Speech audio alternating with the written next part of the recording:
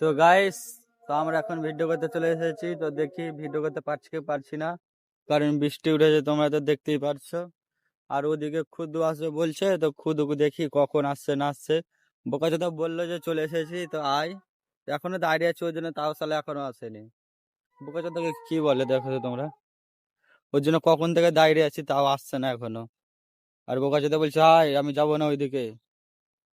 মানে কি বলবো গাইস, একবারই ওর বাড়ি ওকে ডাকতে যেতে হবে, না হলে ও আসবে না, কোনো দিনও আসবে না এখন।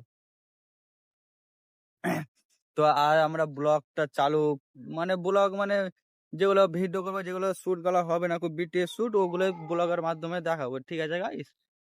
তো এখনকার মতন টাটা, তোমাদেরকে দেখা হচ্ছে ব্লগের, মানে ব্লগের না, ভিডিওর ক্লিপে গুলোতে দেখা হচ্ছে তোমাদেরকে, ওরকমই একটা ব্লগ দেবো আজকে, ঠিক আছে গাইস?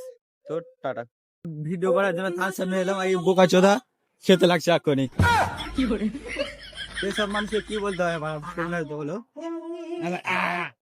চোদা